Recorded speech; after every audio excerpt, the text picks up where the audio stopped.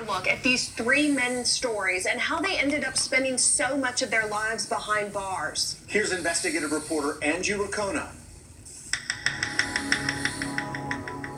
This is Lansing Correctional Complex. Yep. It is the state's largest and oldest prison.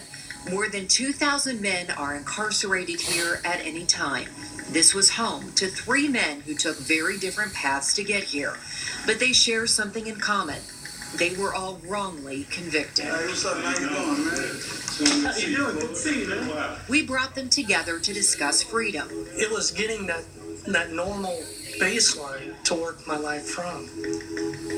And it's going to be hard, guys. It's going to be hard. Trying to stay focused, but it gets frustrating because it's like, sometimes I ask myself, like, what do these people really want?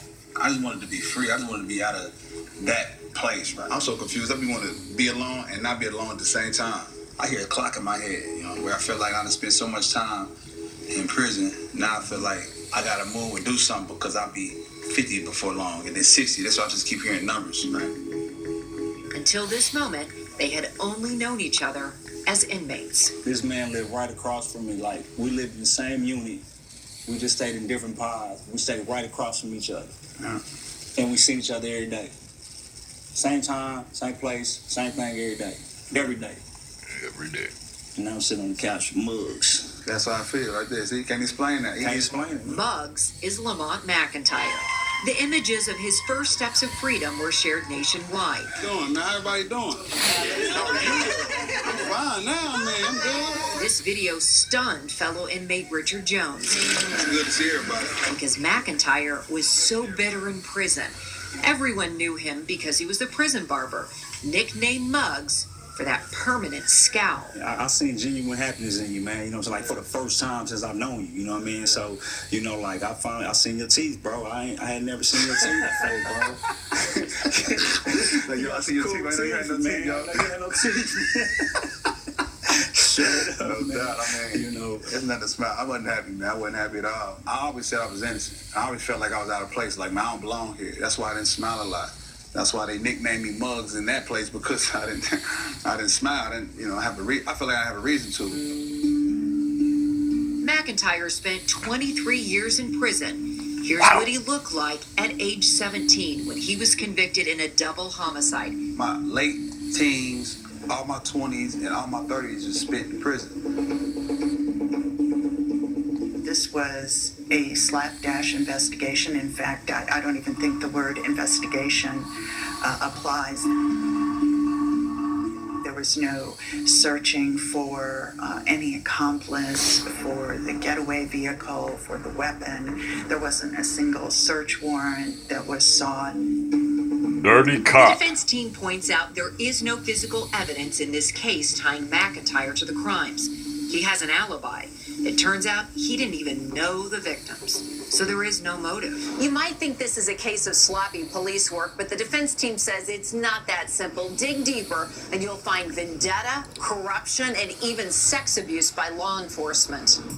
KCTV5 dug into the case file and revealed terrible allegations against a detective who worked the case, Roger Golubski. Once I start getting more and more people saying the same thing, it starts being more credible. Affidavits from multiple accusers outline a pattern of sexual extortion and a dirty cop who ran the streets of KCK. Golubski was so powerful that I didn't think some of us would have felt comfortable saying no or turning down his request for sexual favors. When Golubski or any other officers came to the bottoms, we knew we had a choice of providing sexual services or getting arrested. If you did not provide what he wanted, oral sex, then he took you to jail.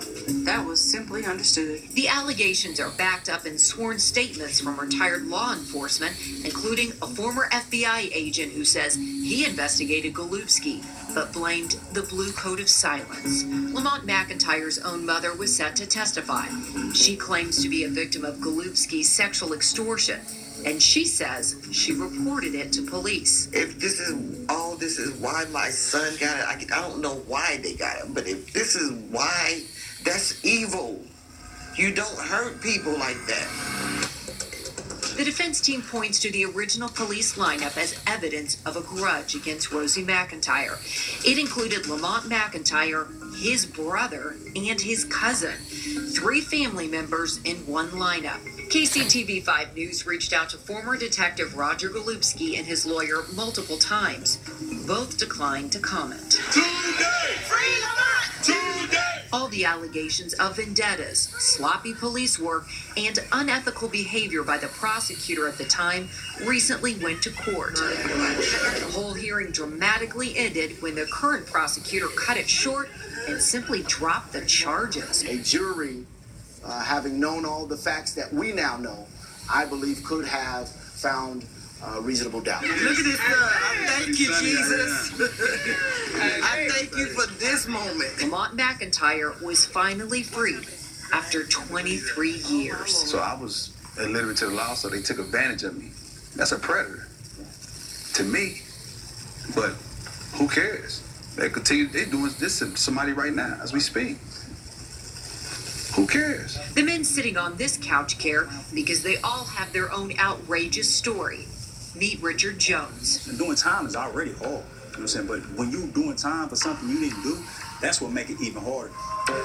Jones did 17 years for a 1999 robbery he didn't commit. The Midwest Innocence Project says police traced the suspect back to this house, but didn't knock on the door. That suspect, Ricky, looks almost exactly like Richard Jones. Jones's legal team blamed fast police work. That's what happened in this case and so many others. Nobody went and looked. Nobody knocked on the door. We know that Ricky got picked up at this house. No one knocked on the door. Not the police, not the defense attorney. No one went there and said, I'm going to believe this is what they said, this is where the person is, let's go see it. If they had done that, this man named Ricky might have even answered the door. But it was a swift investigation, a quick conviction, a long sentence. You know, I did half my 20s and all of my 30s. You know, so it's like, you don't get that time back, you know, and it's like, you have to accept that. Which is easier said than done. Relationships are forever altered. I felt like I lost time with my kids. You know, my kids was babies when I left. You know, now they're grown, 18, 22, and I got grandkids. I wasn't around to see my grandkids born. You know, I just lost a lot.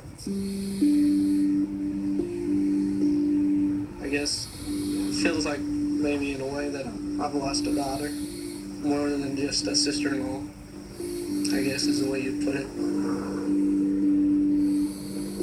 The year was 1999, and 14-year-old Camille Arfman was kidnapped, sexually assaulted, and murdered just north of Oskaloosa, Kansas.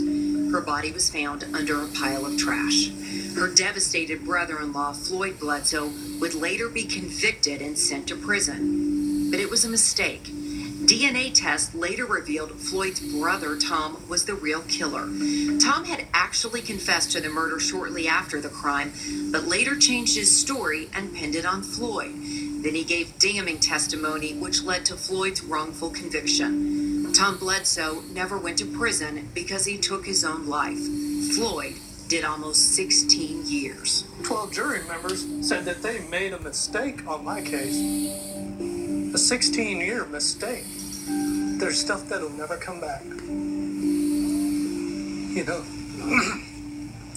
there's stuff that you'll never be able to do.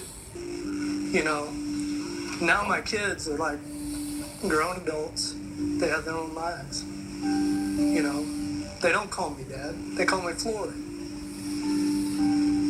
They call another man Dad. Floyd is rebuilding his life. He's remarried and he has a young stepson. But he warns it's not always easy. Floyd recently applied for a job and his old record popped right up.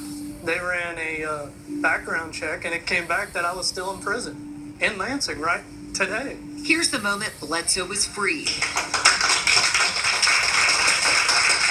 I'm just glad this stays here.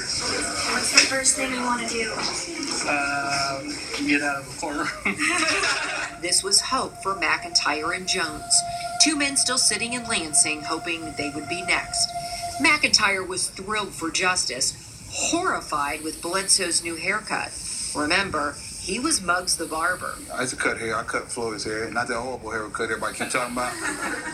I'm never going to take credit for that. There's nothing like that that feeling of knowing that, you know, another person has made it out. Floyd watched as Jones and McIntyre followed. Never seen that coming. Never seen it coming. Yeah. Like, I mean, you couldn't tell me that, you know, we'd be doing this right now. Like, you couldn't tell me I'll be out right now. They are all 41 years old and starting over. The question is, what happens next? So it's a bittersweet thing. It's not all good. Like where it's like I'm free, I'm good, thanks, I'm great. And now what? Next on Until Proven Innocent. I should never have to sit in prison for 23 years for a crime I didn't commit because you didn't want to follow the guidelines. How things work in Kansas and why these men may never see justice. You don't even know the court system is flawed until you or a family member goes through it. And the justice system should be held accountable also. Closed caption.